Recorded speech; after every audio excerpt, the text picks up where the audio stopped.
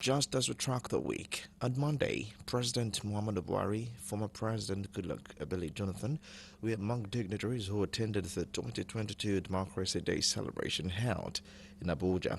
At the Eagle Square venue of the event, President Buhari was attending the event for the last time as the President inspected the Guard of Honor, which was mounted to commemorate the return to democratic rule after protracted military juntas. The parade is an annual exercise held in honor of the nation's return to civil rule and to remember Nigeria's heroes of democracy. President Buhari's arrival was heralded by general salute, signaling the kickoff of the exercise at the nation's capital. Vice President Yemi Osinbajo had traveled to Cote d'Ivoire for the 2022 Africa CEO Forum, could not attend the event as Senate President Ahmed Lawan, Speaker of the House of Representatives Femi Gbajabiamila, and the Chief Justice of Nigeria Tanko Muhammad were physically present to receive the national salute. Still on Monday, scores of residents in Igama, Edomoga Haji community of Okpoko local government area of Benue State were killed following attacks by suspected headsmen. The attack was said to have taken place in the early hours on Sunday morning, with several residents, who were mostly peasants, macheted to death and others camped for safety. Chairman of Okpoko local government area, Mrs. Amina Aud, who visited the scene of attack, couldn't hold back her tears while inspecting dead bodies of those massacred by suspected Fulani headsmen.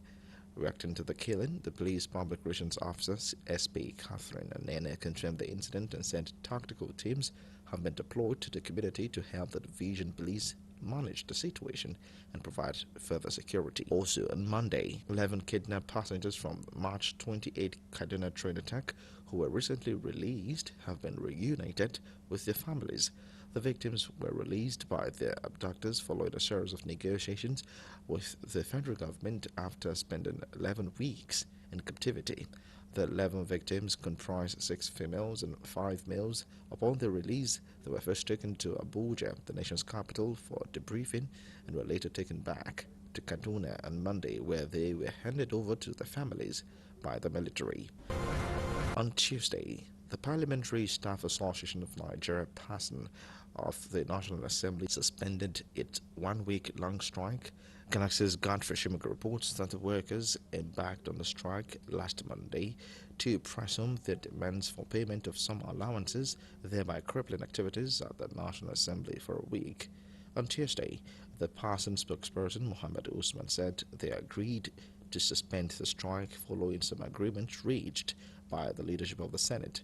The workers are rather threatened to resume the structural action if agreements reached were not implemented by the end of July. Still on Tuesday, Senate President Ahmed Lawan said the Senate's commitment to the sustenance of democracy remains unshaken despite the outcome of the recently held political party primaries, where scores of senators lost tickets to return to the upper legislative chamber in 2023.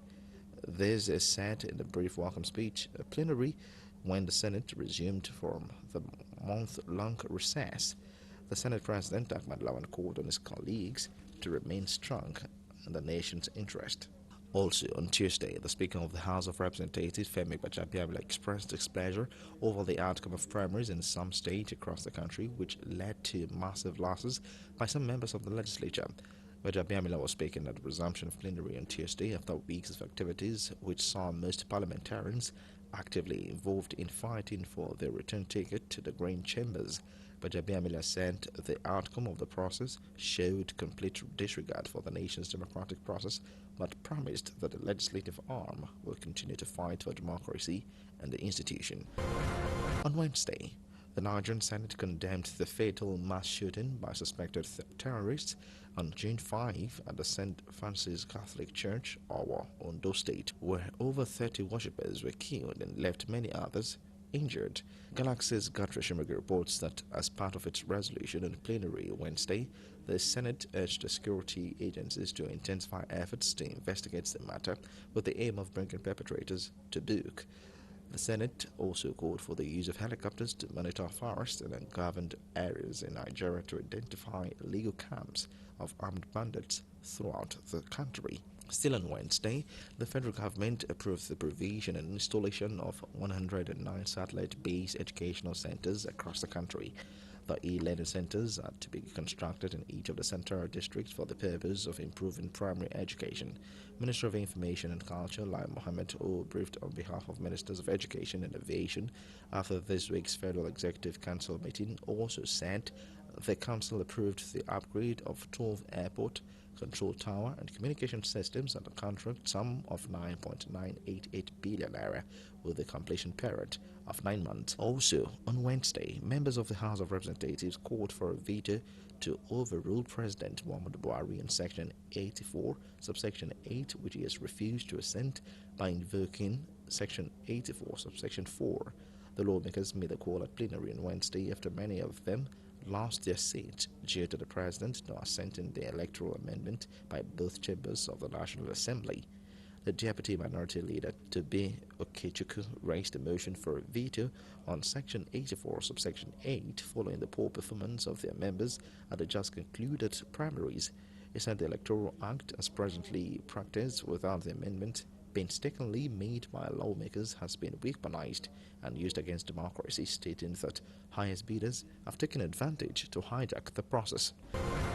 On Thursday, former Vice President and People's Democratic Party (PDP) presidential candidate Atiku Abubakar chose Governor Ifeanyi Okowa of Delta State as his running mate ahead of the 2023 presidential election. Making the announcement at the National Secretariat of the People's Democratic Party in Abuja, former Vice President and presidential flag bearer of the party said the governor's name was part of the top 3 submitted to him for consideration. Abubakar stated that though all the 3 nominees have qualities of being the vice president, yet the running mate chosen shared the same vision with him for the development of the country in terms of tackling insecurity, stability in the education sector, and in reviving the economy of the country. Also on Thursday, President Muhammadu Buhari in Kano said 3 priorities of the administration, security, economy, and corruption, have received significant attention with measurable results following his visions of making Nigeria more peaceful, prosperous, and reliable among nations.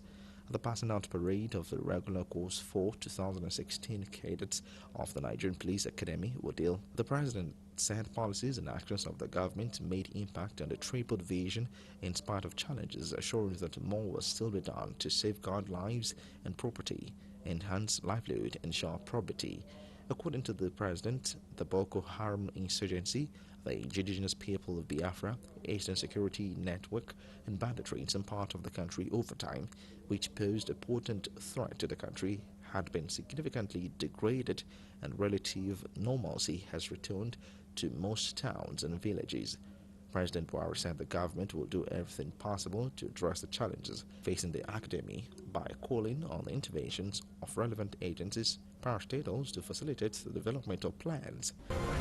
And now, on Friday, the Southern and Middle Belt Leaders Forum berated the governor of Delta State, Senator Ifeanyi Okowa, for accepting his nomination as vice presidential candidate to Atiku Abubakar, presidential candidate of the People's Democratic Party (PDP) in the forthcoming 2023 general elections.